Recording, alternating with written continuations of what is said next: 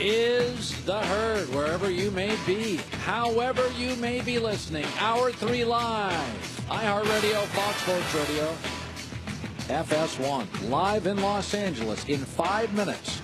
My friend Jason Whitlock stops by, has a major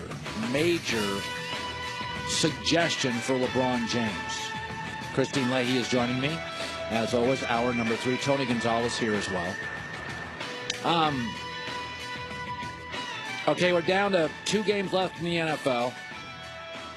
Minnesota, Philadelphia, and New England, Jacksonville. Generally, betting lines tell you a story. And generally, about 4 or 5 times a year, there's a number that Vegas unveils for a game, and I have a really strong feeling about a game. And then I look at the number, I'm like, Vegas is wrong. And I'm always wrong. I'm always wrong. Every stinking time. I almost fell in love with the Saints. Saints going to beat Minnesota. Then I looked at that line and I said, Minnesota's got the better team.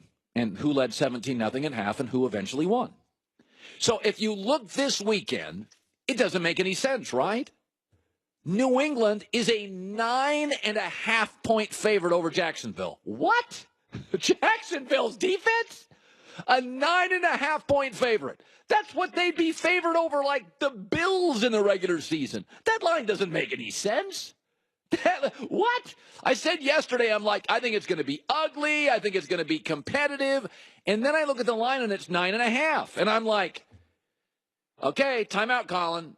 This is one of these moments when you're going crazy, but Vegas always beats you on this. So I make a couple calls. And I'm like, how can the line be 9.5? It doesn't make any sense to me.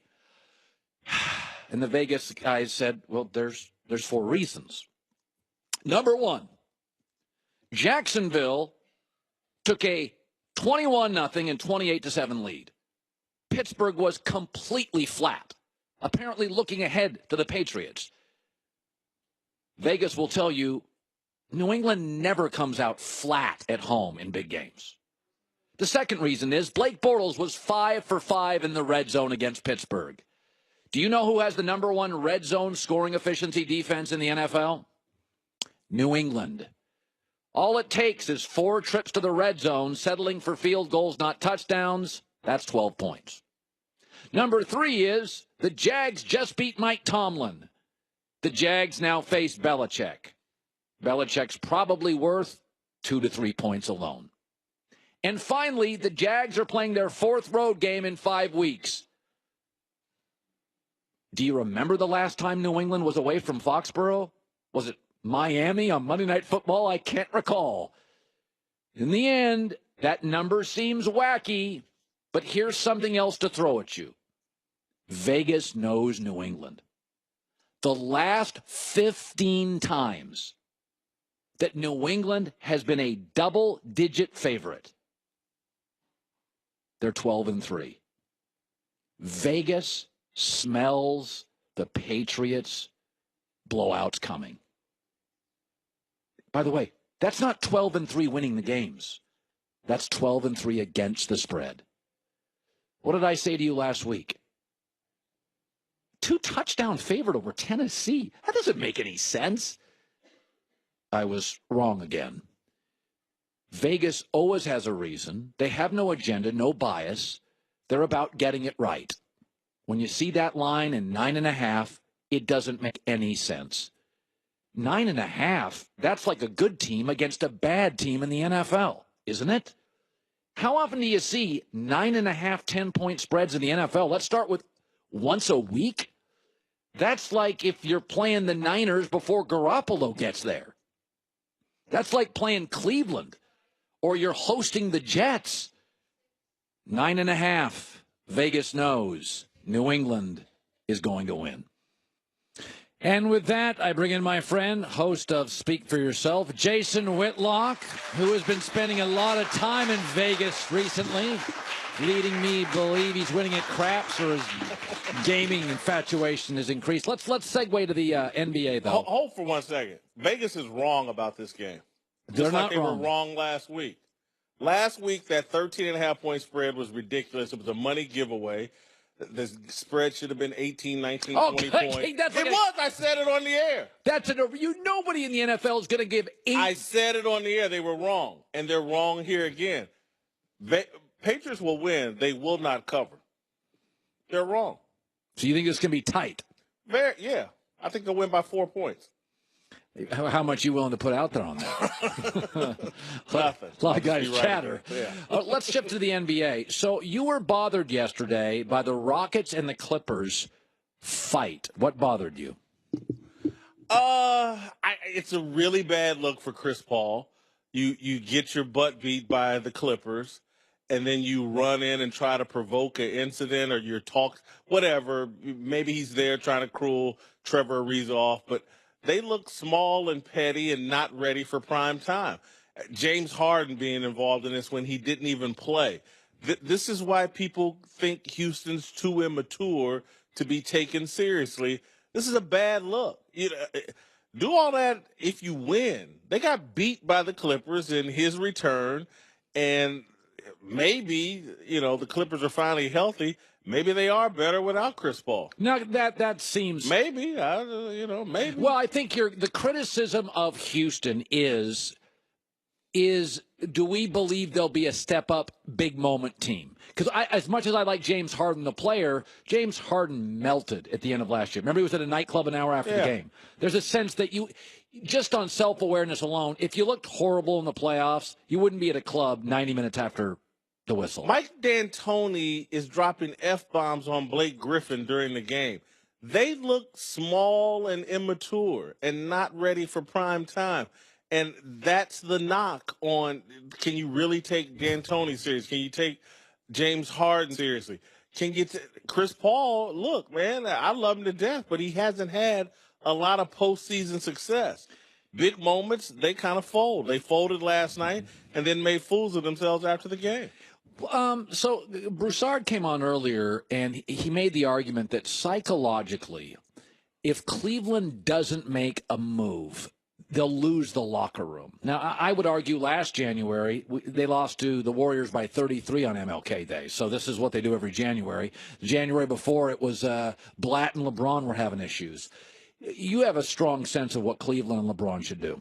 Yeah, they need to go out and get Paul George. I think it's crystal clear they're not going to beat the Warriors in the finals. Agreed. Period. And so when that's the case, when LeBron's like, man, I ain't going to win the finals, the passive aggressive stuff, the immature play comes out, things fall apart. If there is no belief that they can win the finals, they're going to remain mediocre throughout the regular season, and they will not advance to the NBA finals. They have to go out and make a blockbuster move, and it ain't DeAndre Jordan. It's got to be Paul George. Yeah, I would probably agree with you on that. I want to segue back to the NFL. So, I was hearing people were disappointed when John Gruden got the Raiders job.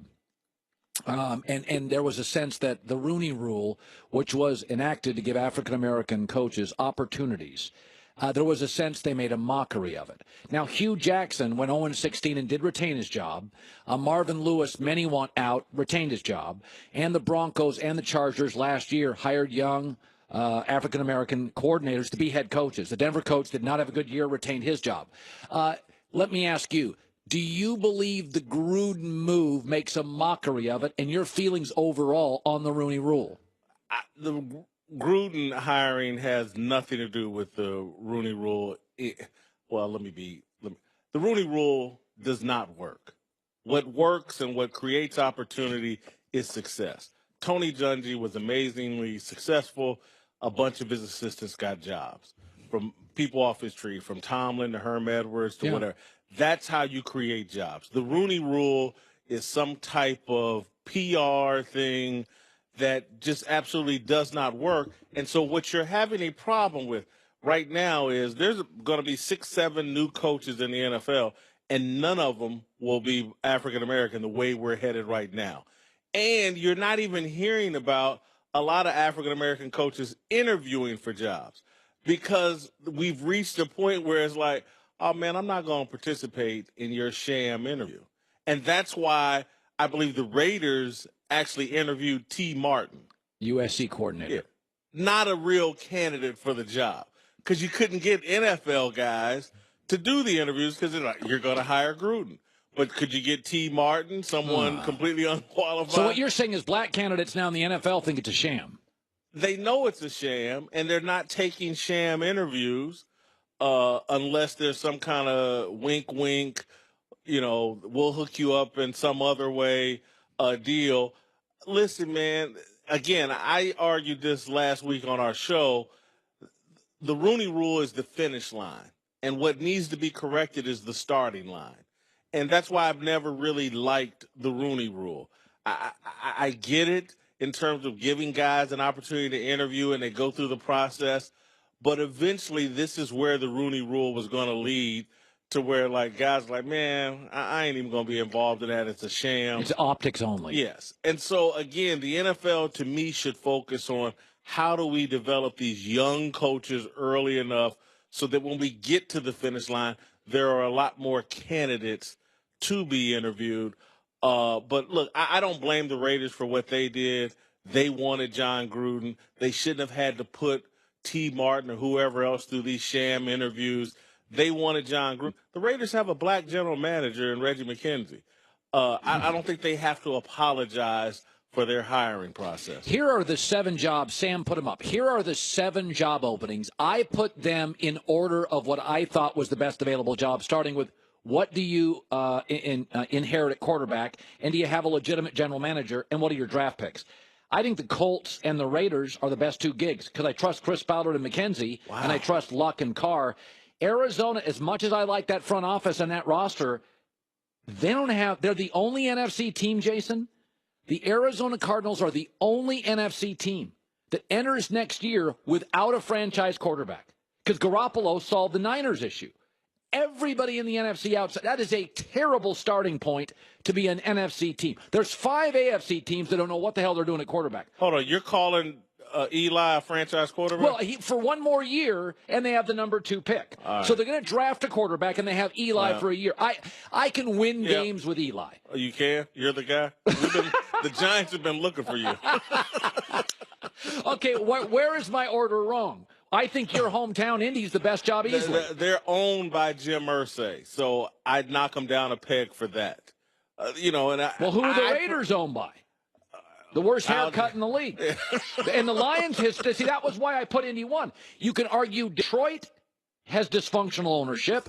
Right now, the Raiders are a lame duck franchise, and I don't know Tennessee's ownership. I know what I know with Tennessee, which is I've never trusted them in a big spot in my life. As a team, I've never trusted the Titans. They're the Bengals of. Well, I kind of like Mariota. Do you really? Just a little bit. He can run. And, he throws well enough. I'd like to see him. Look, they got an all tight end offense. It's not very imaginative. No, it's not. So I want to see what a real coach can do with a few real wide receivers. Now, you don't bet anymore, right?